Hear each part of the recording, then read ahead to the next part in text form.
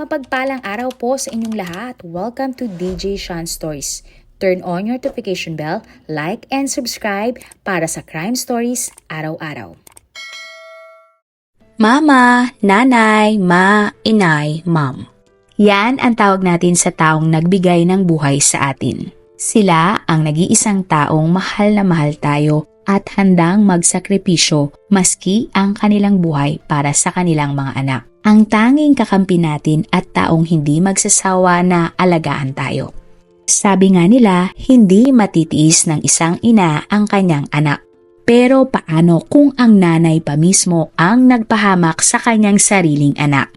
Paano kung malaman mo na ang iyong anak ay pakakasalan ang iyong stepson? Papayag ka ba o tututol sa kanilang kasalan? Yan ang naging kapalaran ng isang babae sa ating kwento ngayon. Ang pag-amin.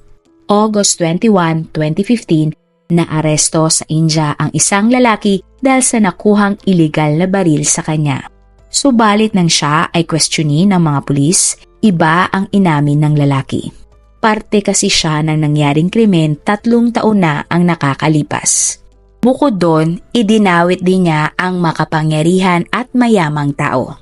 Inamin niya na naging kasabwat siya sa pagpatay sa babaeng si Sheena. Sino si Sheena at bakit siya pinatay? Ano ang kaugnayan niya sa umaming sospek? Ang babaeng si Sheena Dasbora ay 25 years old. Siya ay ipinanganak ng February 11, 1987 sa Meghalaya, India.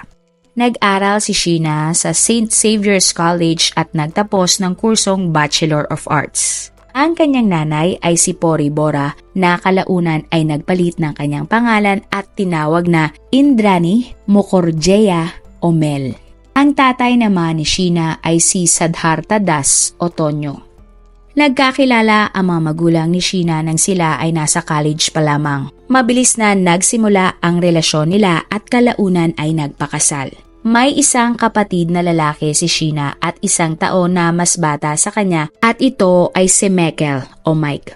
Makalipas ang ilang buwan, matapos isilang ang lalaking kapatid ni Sheena, nagdesisyon ang kanyang mga magulang na maghiwalay. Nagkaroon kasi ng hindi pagkakaunawaan ang dalawa dahil magkaiba sila ng pananaw sa buhay. Bukod doon, siguro ay dahil walang trabaho si Tonyo habang si Mel naman ay sobrang maambisyon. Gusto ni Mel na magkaroon ng magarbong buhay. Para makamit niya iyon, kailangan niyang magsumikap at para hindi siya maabala sa kanyang mga pangarap, iniwan niya ang kanyang mga anak.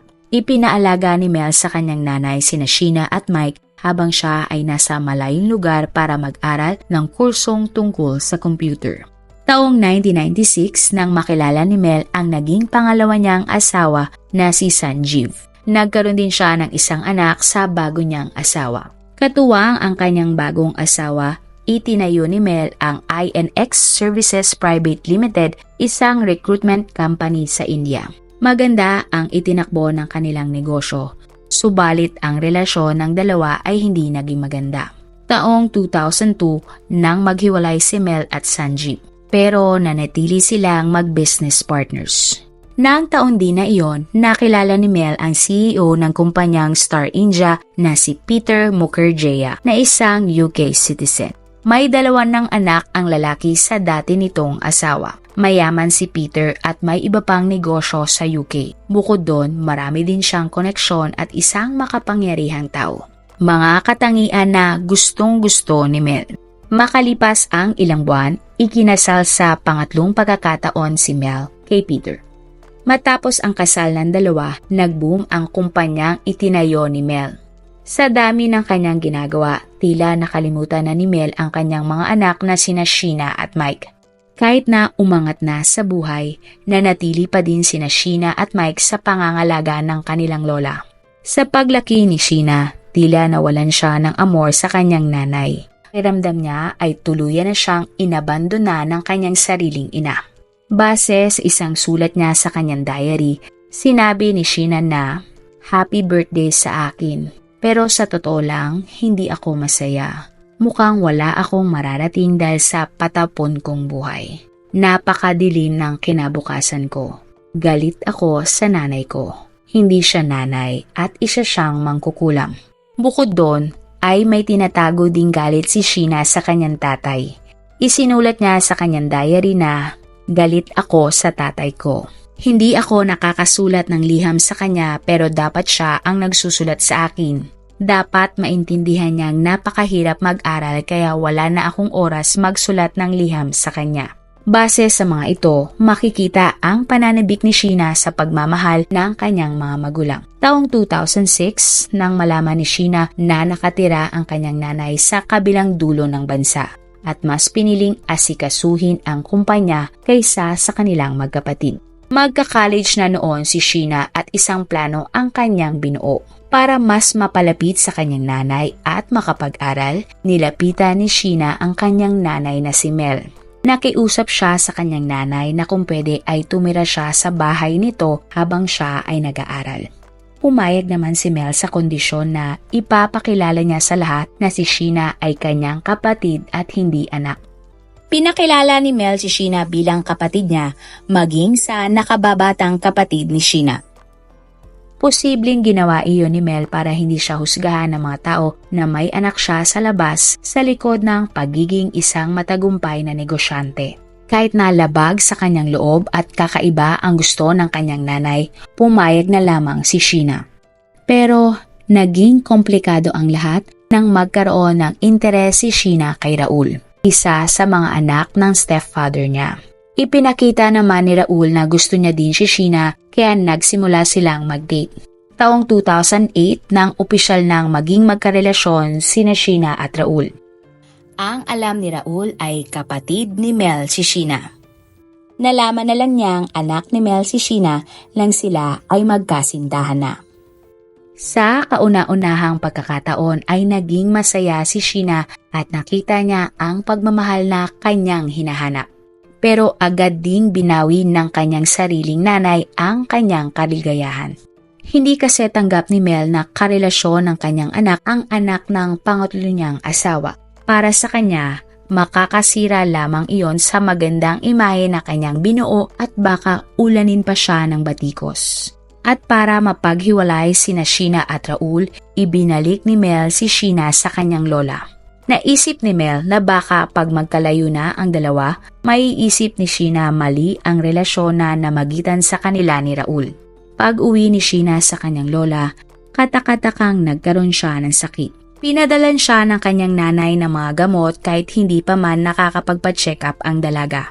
Ibinenta naman ni Raul ang mga gamit niya na mayroon siya para lang makapunta kay Sheena. Nagulat si Raul na parang palala ng palala ang kondisyon ni Sheena kahit na alam naman niyang umiinom na ito ng gamot. Nang kumonsulta si Sheena at Raul sa isang doktor, nalaman nila na ang gamot na ibinigay ni Mel ay isang gamot para sa sakit sa pag-iisip. Nagulat sina Sheena at Raul dahil alam naman nilang pareho at alam ni Mel na walang sakit sa pag-iisip si Sheena. Agad naman tinigil ni Sheena ang pag-inom ng gamot. At makalipas nga ang ilang araw, bumuti na ang kanyang kondisyon.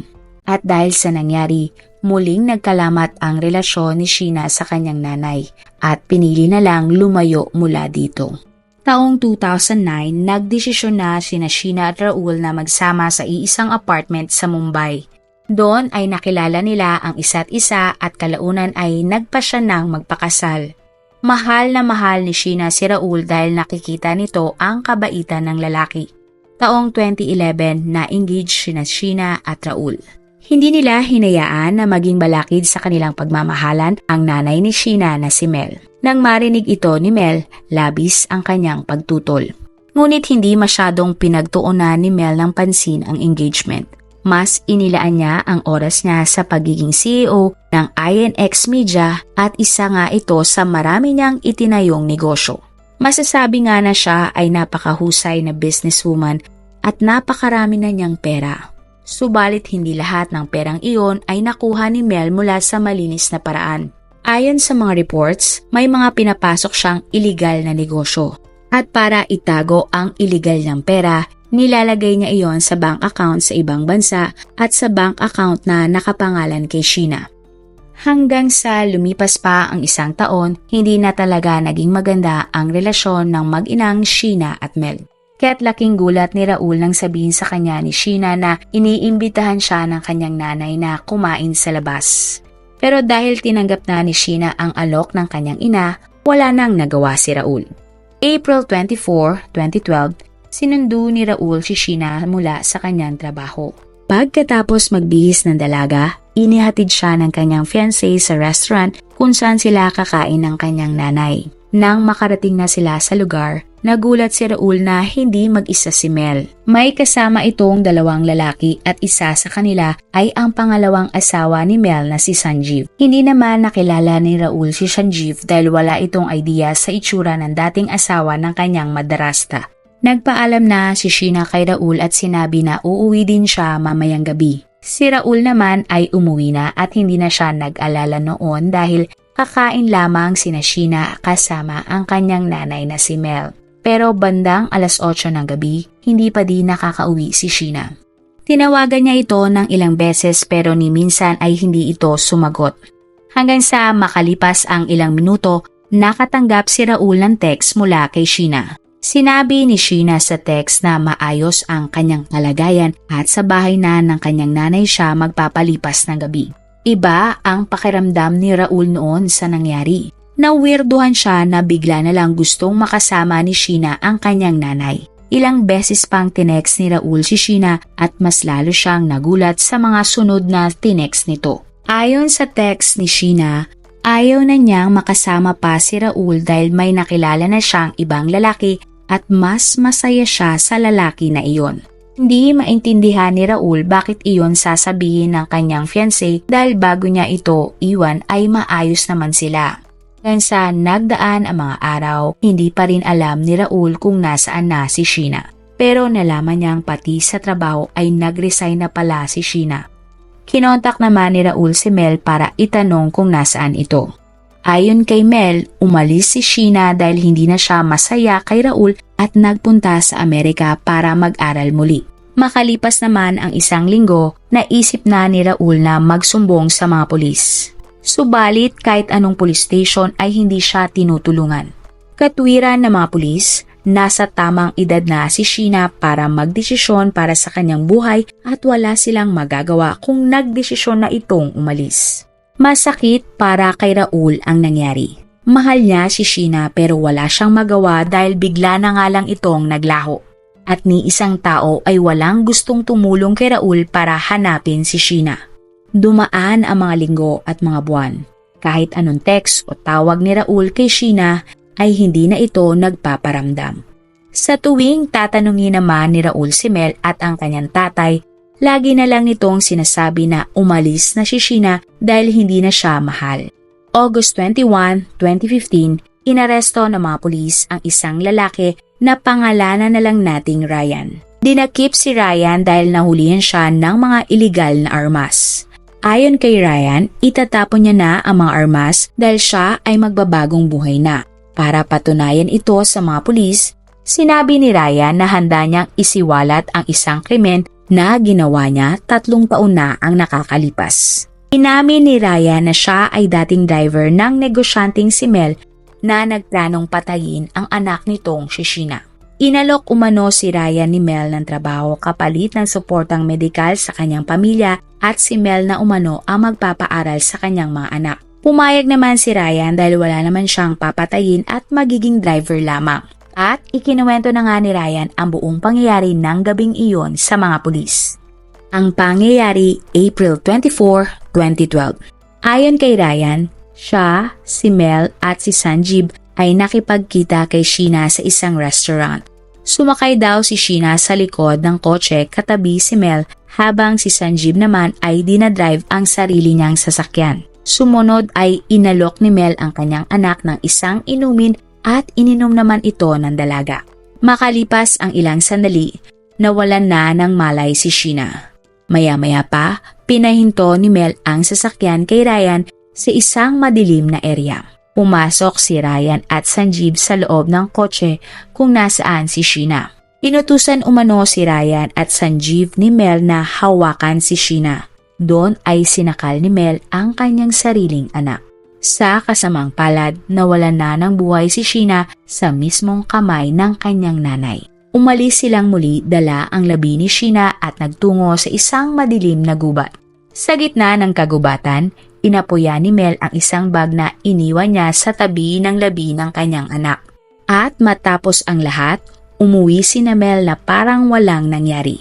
Matapos ang revelasyon ni Ryan, doon na napagtanto ng mga pulis na matagal na pala nilang natagpuan ang labi ni Sheena. Isang buwan kasi matapos niyang mawala, may natanggap na report ang mga pulis tungkol sa sunog sa gitna ng gubat. Subalit hindi naman nila akalain na yun pala ay si Sheena.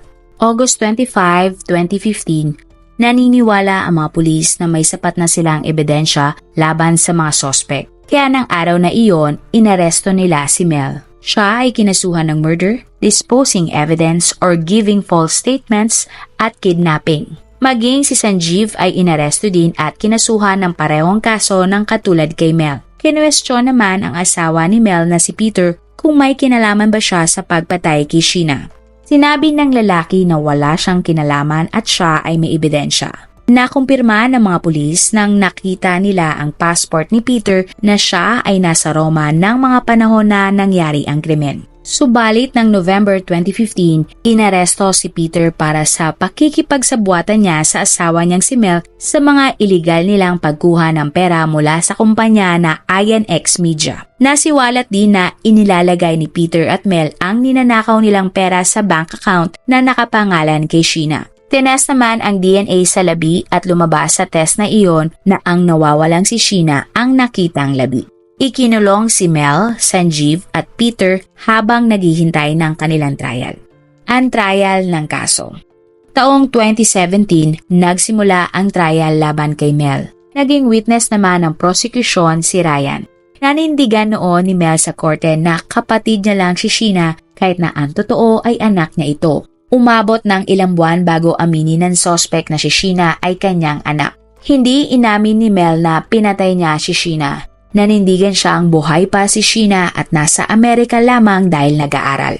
Nahirapan ang prosecution na magkaroon ng usad sa kaso laban kay Mel. Kalaunan nga ay umamin na rin si Sanjeev sa krimen na kanyang ginawa kasama si Ryan at Mel. Maging ang DNA ay pinakita na rin ng prosecution sa korte at mayroon din silang mga 100 na witness. Pero ang lahat ng ito ay hindi naging sapat para mapatunayang si Mel na guilty. Ayon sa korte, lahat ng iyon ay pawang circumstantial evidence lamang. Ibig sabihin, hindi iyon ang mga ebidensya na talagang magpapakita na si Mel mismo ang pumatay sa kanyang anak.